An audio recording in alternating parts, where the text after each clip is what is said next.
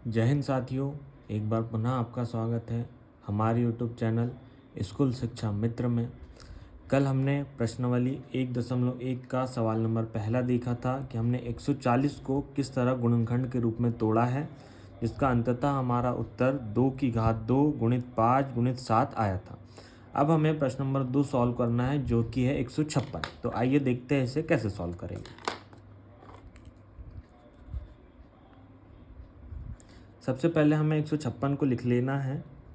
जैसा कि मैंने कल ही आप लोगों को बताया था कि हम इसका गुणनखंड तोड़ने के लिए दो रेखाएं खींचते हैं। सिंपली हम दो रेखाएं खींच लेंगे।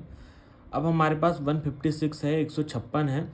हम वह सबसे छोटी से छोटी संख्या निकालेंगे जिसका पहाड़ा पढ़ने पर 156 आए। तो हम देखते हैं कि वो छोटी से छोटी संख्या 2 है। 2 को जब हम 156 को तोड़ते हैं तो 156 पूरा का पूरा डिवाइड हो जाता है। तो देखिए हम 2 से डिवाइड कर रहे हैं, 2 से करेंगे। 2 का पहाड़ा हमको ऐसा पढ़ना है कि 15 से आगे ना बढ़े, तो ये जाएगा 2 7 14। अब हमारे पास एक शेष बचा है, एक को हम यहाँ लिख लेंगे। अब ये हमारा हो जाएगा 16। अब 2 का पहाड़ा इस प्रकार पढ़ना है कि इस 16 से आगे ना बढ़े, तो देखिएगा आप 2 8 16। इस प्रकार अब हमारा नीचे 78 प्राप्त होता है। 78 ऐसी संख्या है जो 2 से पूरी तरह डिवाइड हो जाएगी, अतः हम पुनः 2 को लेकर चलेंगे। अब हमें 2 का टेबल ऐसा पढ़ना है कि 7 से आगे ना बढ़े, तो ये 3 बार जाता है। 2 तिया 6, एक शेष बचा। अब चूंकि एक शेष बचा है तो ये 18 हो जाता है। अब 2 का टेबल ऐसा पढ़ना है कि 18 से आगे ना बढ़े, तो ये 9 बार जाता है। हमारा 2 9 18। अब हम आगे बढ़ते हैं, देखते हैं कि क्या 2 से 39 डिवाइड हो सकता है। तो हम पाते हैं कि 2 से 39 डिवाइड नहीं हो सकता। तो अब हम 2 से एक थोड़ी बड़ी संख्या देखेंगे, तो हम देखेंगे कि क्या 3 से 39 डिवाइड हो सकता है। तो हाँ, बिल्कुल हो सकता है। तो अब हम किसको लेंगे? 3 को लेंगे। देखिएगा आप 3 एकम 3 और 3 तिया 9। अब हमारे पास 13 प्राप्त हुआ है। 13 एक ऐसी संख्या है कि जिसमें सीधे के सीधे 13 का ही डिवाइड जाता है।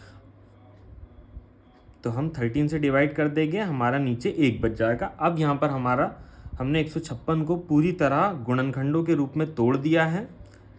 अब हम 156 के गुणनखंड लिख देंगे बराबर करके, जो कि हमें इस तरह कुछ प्राप्त हुए हैं।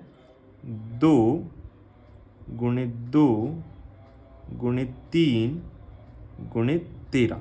तो जो हमने कल सवाल करे थे, कल ही हमने समझे थे कि जो हमारे 2 है, ये 2 बार गुणनखंड के रूप में प्राप्त हुआ है, तो हमने 2 की घात 2 कर दिए थे। ठीक उसी प्रकार यहाँ पर भी हमारा जो 2 है वो 2 गुणनखंड के रूप में प्राप्त हुआ है, तो इसको भी हम 2 की घात 2 आगे जो लिखा है इंटू 3 इंटू 13 कर देंगे, और यही हमारा आंसर हो जाएगा। उम्मीद करता हूँ दोस्तों ये आपको समझ में आया होगा। हम अगला देखते हैं, थर्ड नंबर, जो कि हमारा 3825।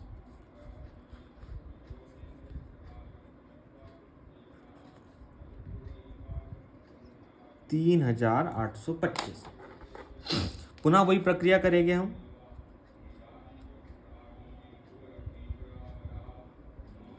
तीन 3825 लिखेंगे, 2 रेखाएं खींचेंगे। अब आप बताइए कि क्या जो हमारा इकाई पद है वो 5 है, तो क्या ये 2 से डिवाइड हो सकता है? ये 2 से डिवाइड नहीं हो सकता। ऐसी सिचुएशन में हम दूसरी संख्या देखते हैं। हम 2 से आगे देखेंगे कि क्या ये 3 से डिवाइड हो सकता है। चलिए 3 से करने का प्रयास करते हैं। 3 एकम 3, 3 का पहाड़ा से पढ़ो कि 8 से आगे ना बढ़े, तो 3 दूनी 6, 2 शेष बचा। यहाँ पे हमने छोटा सा 2 बना दिए। अब ये हमारा 22 हो गया। अब 3 का टेबल हमें ऐसा पढ़ना है कि 22 से आगे ना बढ़े, तो 3 7 21 होता है, शेष 1 बचा। अब ये हो गया हमारे पास 3 5 15। मतलब ये 3825 3 से डिवाइड हो गया। अब पुनः देखते हैं 3 से ही करके, तो 3 चौके 12, 3 का पहाड़ा ऐसा पड़ेगा कि 7 से आगे ना बढ़े, तो 3 दूनी 6 बचा 1, 3 5 15।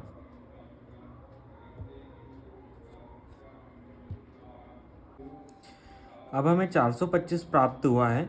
क्या हम देखेंगे कि क्या 425 में भी 3 का भाग जाता है। तो हम देखेंगे कि 3 का पहाड़ा यहाँ पर ऐसा पढ़े कि 4 से आगे ना बढ़े, तो 3 एकम 3 बच जाएगा 1, फिर ये 12 हो जाएगा, 3 चौक को 12 हो जाएगा। फिर उसके बाद हमारे पास 5 बचेगा। चूँकि 3 के पहाड़े में 5 नहीं आता है, इसलिए हमारा 425 3 से डिवाइड नहीं होगा। अब हम 3 से आगे की कोई संख्या देखते हैं, तो क्या ये 4 से डिवाइड हो सकता है? तो ये 4 से भी डिवाइड नहीं हो सकता। तो अब ये किससे डिवाइड होगा? ये होगा 5 से डिवाइड। ये होगा 5 से डिवाइड। 5 का पहाड़ा हमें ऐसा पढ़ना है कि ये 42 मतलब 42 के आगे ना बढ़े। तो ये हो गया हमारा 5 8 40, हमारे यहाँ पर 2 शेष बचते हैं। फिर ये हमारा हो गया 25। 5 का पहाड़ा हमें ऐसा पढ़ना है कि 25 से आगे ना बढ़े, तो 5 25। अब हमारे पास 85 बचा है। 85 में हम फिर से 5 को लेकर चलेंगे। तो 5 एकम 5, चूँकि यहाँ 8 था, 5 निकल चुका है, बचा 3। तो हमारे पास ये हो गया 35। और 5 का टेबल ऐसा पढ़ना है कि 35 से आगे ना बढ़े, तो 5 7 35। अब हमारे पास 17 बचा है। 17 भी एक ऐसी संख्या है जिसमें सीधे 17 का ही डिवाइड जाता है। तो यहाँ पर हमारा 17 से डिवाइड देंगे और नीचे शेष बच जाएगा 1। अब इस प्रकार हम देखते हैं कि हमने 3825 को किस तरह गुणनखंड के रूप में तोड़ा। तो हम पाएंगे कि 3 × 3 × 5 × 5 × 17 के रूप में हमने इसे प्राप्त किया है। अब हम देखेंगे कि जो हमारे 2 गुणनखंड प्राप्त हुए उसकी हम घात 2 बना देंगे, जिस तरह हमने ऊपर वाले सवालों में करे हैं। तो देखेंगे हम यहाँ 3 की घात 2 × 5 की घात 2 × 17, ये हमारा क्या हो जाएगा? ये हमारा हो जाएगा आंसर। ये हमारा इस तरह तीसरा सवाल सॉल्व हो गया। अब हम आगे बढ़ते हैं।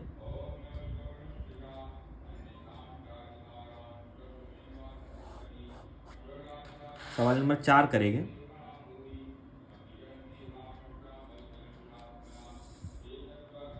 सवाल नंबर 4 देखिएगा। सवाल नंबर 4 है हमारा 5005।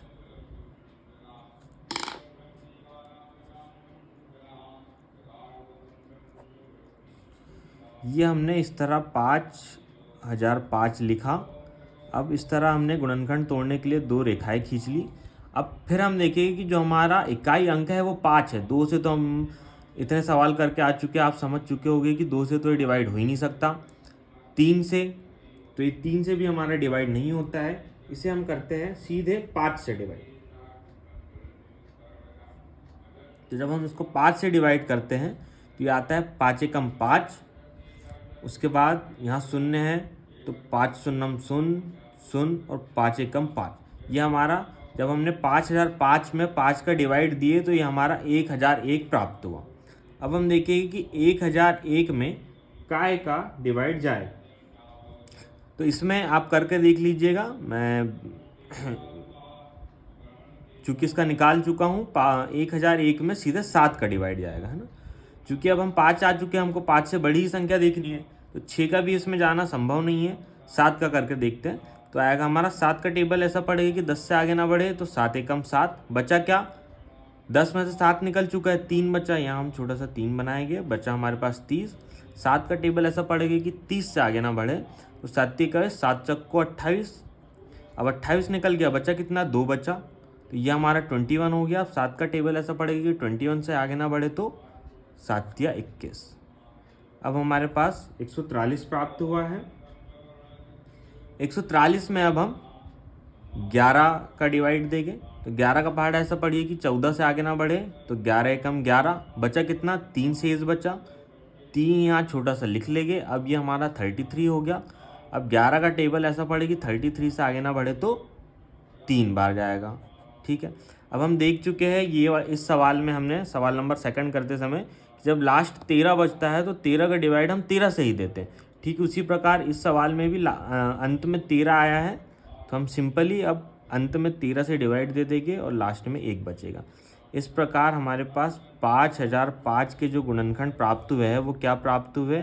5 × 7 × 11 × 13। यहाँ आप देखिए कि कोई भी 2 बार प्राप्त नहीं हुआ है, इसलिए यही हमारा क्या हो जाएगा? यही हमारा आंसर हो जाएगा।